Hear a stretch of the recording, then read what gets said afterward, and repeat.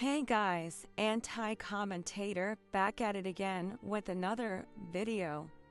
Have you ever wondered how two people can look at the exact same case and come away with completely different ideas about what happened? That is exactly what we are seeing with the Lindsay Clancy case. Some people believe Lindsay was suffering from such severe mental illness that she was no longer connected to reality when she killed her 3 children. The defense claims that Lindsay suffered from postpartum psychosis, a rare and severe psychiatric disorder that can occur after childbirth and can cause hallucinations, delusions, paranoia, confusion, and it can cause a person to lose touch with reality.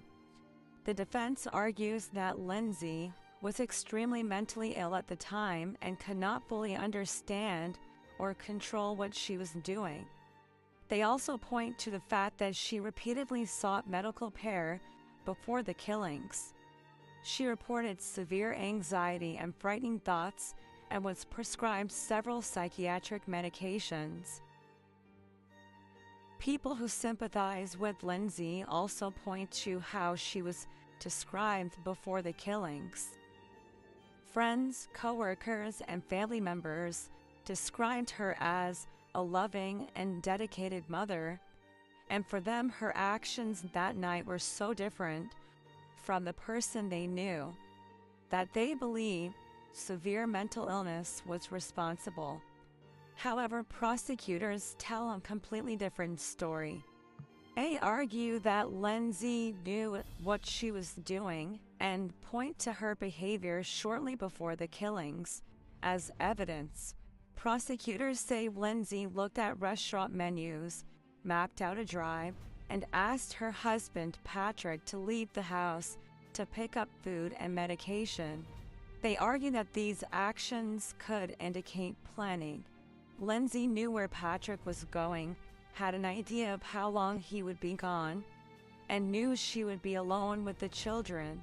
The prosecution also argues that having a serious mental illness does not automatically mean someone is legally insane. The question is whether Lindsay understood what she was doing and understood that it was wrong. And that is why this case has become so divided. One side believes Lindsay was severely ill, who needed psychiatric care. The other believes her actions show that she understood what she was doing and should be held criminally responsible.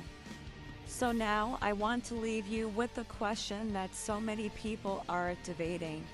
Was Lindsay Clancy legally responsible for what she did, or was she so mentally ill that she could not understand the nature or wrongfulness of her actions?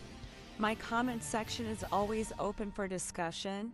No one is right or wrong for having their opinion, so let's remember to remain respectful toward one another when discussing this case. Until next time, this is the anti-commentator signing off.